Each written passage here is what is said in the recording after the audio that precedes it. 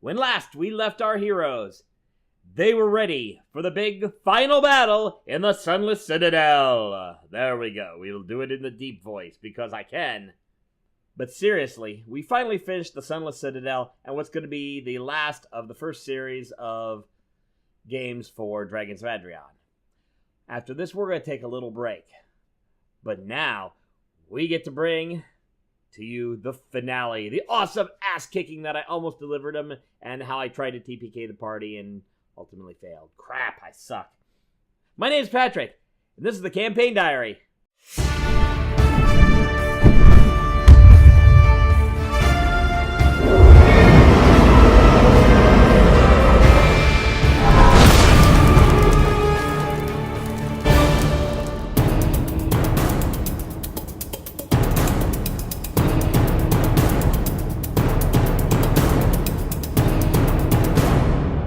As you might have remembered, we started back in the study of one Belak.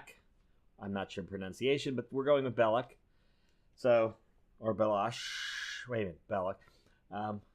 No, there's no Indiana Jones here. Suck my ass. And all they had to do was go into the Twilight Grove and discover the Golthias tree to finish this whole damned adventure. So they wander into the briar-filled area. They're crawling through it at a reasonable pace. And the twig blights start attacking him. It's mostly just a distraction to mess with them, maybe suck a few hit points off, but mostly just to annoy them. As they slowly approach the large clearing where the Golthias tree sits, they see Belak himself, who is now a Dragonborn. This will be important later. They also see Sir Bradford and Sharwin, the two remaining party members that they have not yet found. But before they go in, they can see it's a large clearing. Aleena casts her invisibility spell and then slowly begins making her way. Now, normally you get an advantage on a stealth check, but with all those briars, I gave her disadvantage, which pretty much means no advantage or disadvantage. She rolled a 19. I think a nat 19. It was a high number, and all the vine blights that I had sitting around there did not detect her.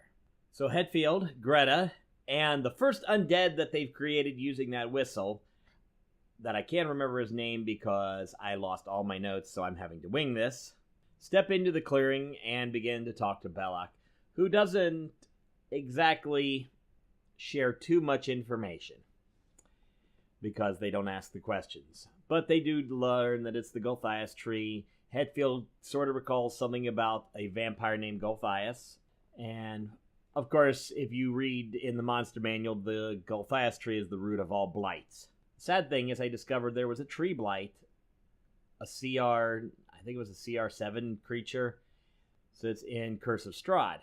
I didn't know about this, but kind of made an educated guess. If there's twig blights and needle blights, which I didn't use, and vine blights, then there's got to be something bigger and badder than that. And I will tell you about that when they find out. So Hetfield, when he realizes the conversation is steering towards nothing, chucks some alchemist fire that they found earlier and hits Belak with it. We roll initiative. Immediately after initiative, Aleena unleashes a fireball and hits the Golthias tree. Now I think I misread something and forgot to apply its weakness as fire, which means she didn't burn it to a crisp with a fireball. But she did manage to burn some vine blights, who by then had started walking in and getting ready to attack.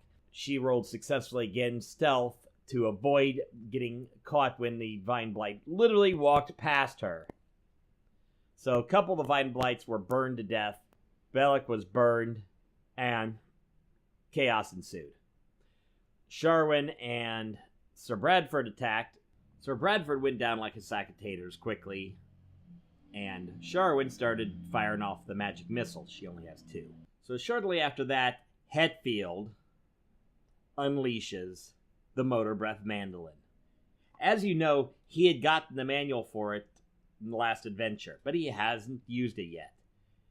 Now he unleashes it. Twice a day, 60-foot radius, 2d6 plus his charisma modifier, psychic damage, and he forgot disadvantage on the next turn. wisdom save gets you half, but everybody pretty much failed except for Belloc and a corrupted treant.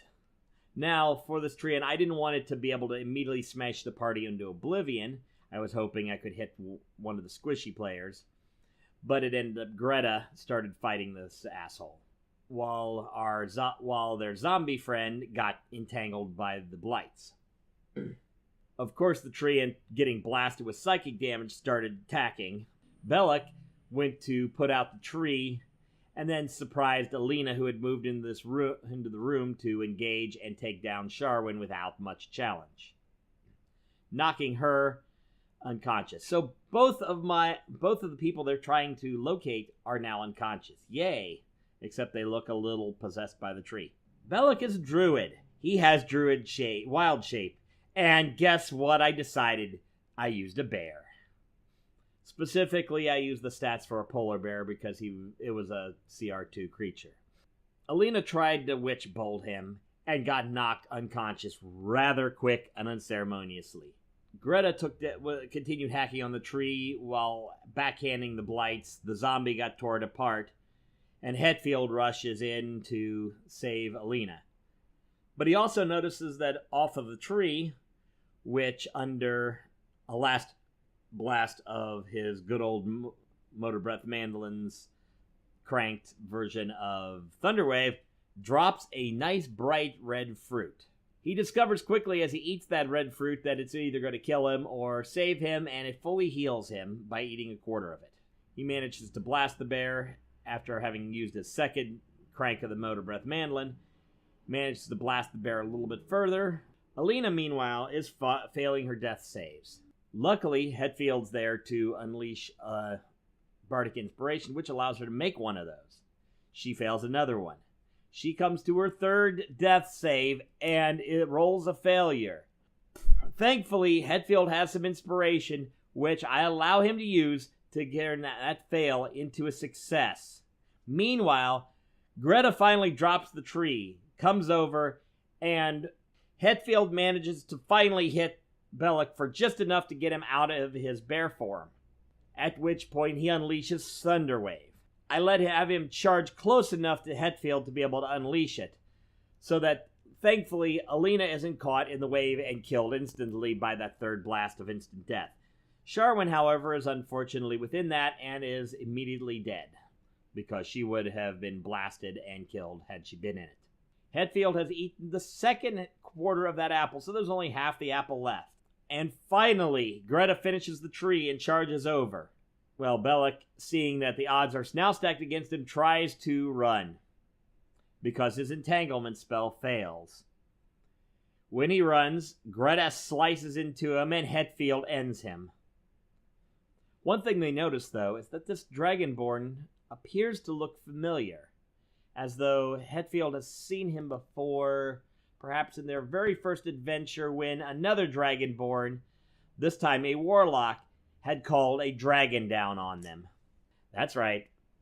This is probably related, if not the brother, of the Dragonborn that they narrowly escaped from in their first adventure. And at some point, he's probably going to find out his brother's dead.